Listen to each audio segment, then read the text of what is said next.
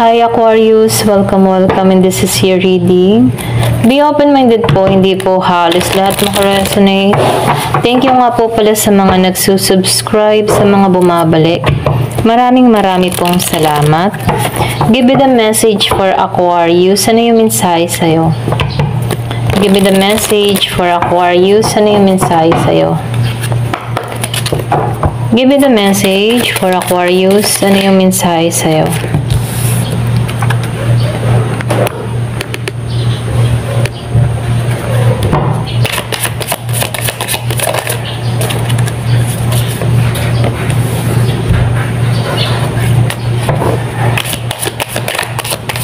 Meron akong nakikita ditong tao. Yung iba sa inyo na miss opportunity ka ng tao na to. Kung meron kang kausap dito na Scorpio, Cancer and Pisces. Nandun yung pagkikare mo sa tao na to, kaya lang hindi ka nito pinagtuunan ng pansin. Yung iba ha, pero ganun pa man, meron akong nakikita ditong malaking selebrasyon sa iba. Meron ditong pagkikita-kitang muli ng pamilya. Or pwede rin sabihin, yung tao na nagbigay sa'yo ng yung bang tipong yung taong hindi ka pinansin, binaliwala ka, nagbabalak tong kitain ka. Kung madalas mo makita yung 222, 1111, nagbabalak tong kitain ka. Meron din ako nakikitang 444.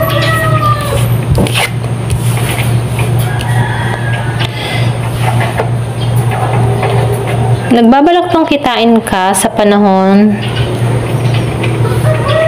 na nagpapahinga ka. Yung bang tipo na nagmo-moving on ka, nagre-relax ka, nakakaraos ka, nakarecover ka. Meron ditong tao na gusto kang kitain para meron tong i-offer sa'yo. Yung iba, meron tong i-offer. Hindi mo ito inaasahan kasi sinaktan ka nito, binatry ka nito, hindi ka nito pinansin, dinedma ka nito. Pero nakikitaan ko dito, meron itong gustong ayusin sa iyo. Kaya lang, medyo protected ka ngayon sa energy mo. Ito lang nakikita ko, protektado ka na sa energy mo, hindi mo hinahayaan yung kapayapaan mo ay mawala sa'yo. Kasi, ramdam mo dito yung sinayang ka ramdam mo dito yung pagkawala. Kaya dito, meron kang pag-iingat na ginagawa.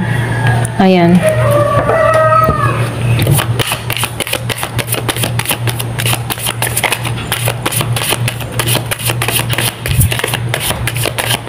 Yung iba sa inyo malakas yung Pisces na parating.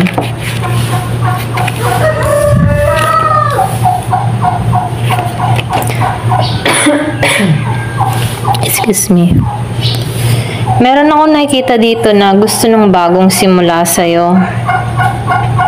Gusto makipagkasundo sa'yo. So, nasa iyo yung pagpapasya dito. Kung tatanggapin mo tong tao na to. Marami tong natutunan nung nawala ka dito. Pwedeng ginising to. Nung inalisan mo to. Nung nagpasya kang makarecover na. Nung nagpasya ka ng magpahinga, mag-moving on. Yung magpasya ka ng i-let go na to, saka to magbabalik. Dun sa iba ha, may magbabalik.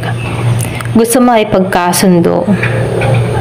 Yung iba naman sa inyo, offer, trabaho ang parating. Ito yung bagong simula, bagong yugto para sa'yo. So, kailangan mo dito ng mahabang pahinga dahil sasaba ka sa matinding trabaho. Yung iba sa inyo, merong offer na trabaho.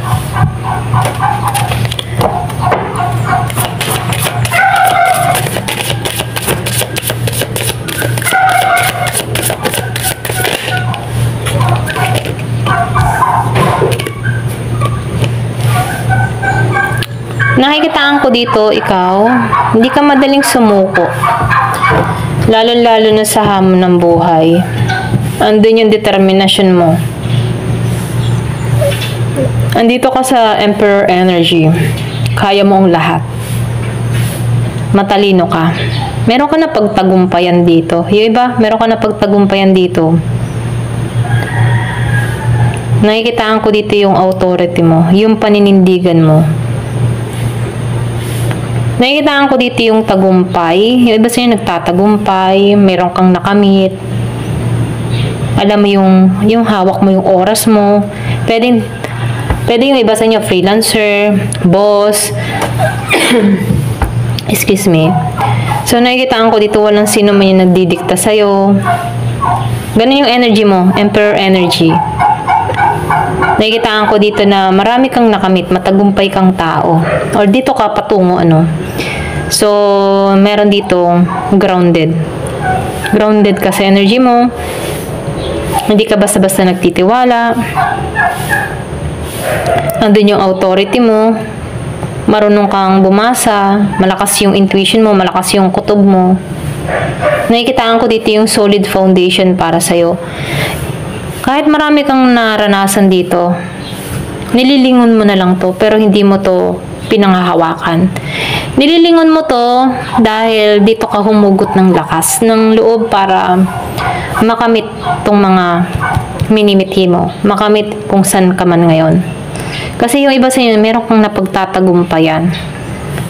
Tuloy-tuloy yung trabaho. Maayos ang kita. Bagamat nakaranas ka ng konting pagsubok, pero nilelet go mo na to. Ayaw mong magpatalo sa ganong emosyon.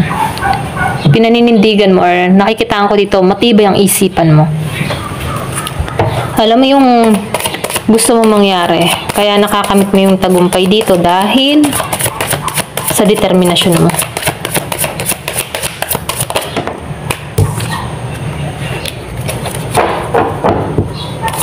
Meron ako nakikita ditong kalapit sa'yo. May age gap sa inyo ng tao na to. 6 years, 4 years.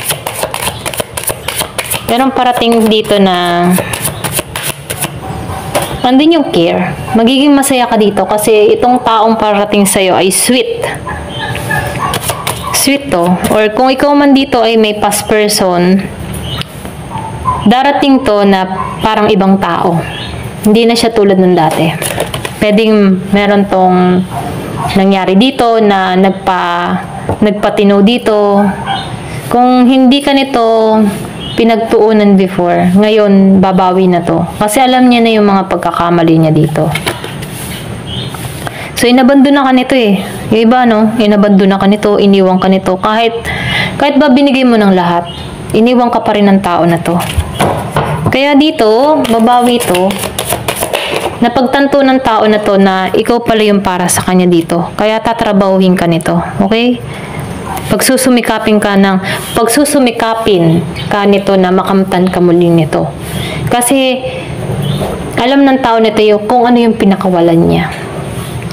Ayan. Isa kang gold. Isa kang precious.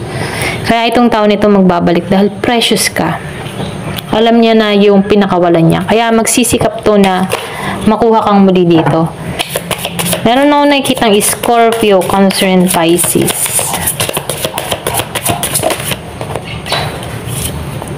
So, nakikitaan ko dito, meron tong choices. Meron siyang option. Pero, yung iba sa inyo, meron kang option. Pwedeng ikaw yung merong option dito. Marami kang option. So, yung iba sa inyo, dalawang tao yung parating, bago, at luma. Na kung saan, may option ka. Ito ba yung tatahakin ko? Itong isa. So, nakikitaan ko dito na matalino ka. Kaya alam mo yung decision dito. Alam mo kung sino yung para sa'yo. Alam mo kung sino yung gusto mong makasama dito. Kasi dito, nakaranas ka ng yung mga hindi maging masaya sa nangyari sa nakaraan. Pero ganun pa man, meron ditong panibagong journey na naghihintay sa'yo na merong magandang kahinatnan. Kasi dito sa kabila, malungkot ka eh. Dito sa kabila, magiging masaya ka, makulay, masaya yung buhay, may pera ka pa. So, nakikitaan ko dito, yung iba sa inyo, nakaranas ka dito ng kabiguan, or pwede rin iniwan ka dito dahil wala kang matibay na pundasyon. Yung iba, iniwan ka dahil wala kang matibay na pundasyon para dun sa taong yun. Pero ganun pa man, nakabangon ka dito. Nagtatagumpay ka dito. Meron kang nakakamit. Kaya nililingon mo yung nakaraan eh. na sugatan ka dito. Nililingon mo na lamang, pero hindi mo pinanghahawakan. Nililingon mo siya, pero protektado ka sa energy mo. Malaki yung depensa na nilalagay mo sa sarili mo, sa nakaraan mo. Pero magbabalik to. Pero ganun pa man, meron din ikaw option. Yung iba sa inyo, pwede may nakakausap ka online, or meron kang nakilalang bago, okay? Na kung sana, ramdam mo sa sarili mo na ito yung para sa'yo. Ayan, ito lang yung nakikita ko, pero ganun pa man, ikaw pa rin yung magdidesisyon dito. Kung sino yung pipiliin mo. Ayan. Hanggang dito na lamang po. Thank you for watching. Love and peace.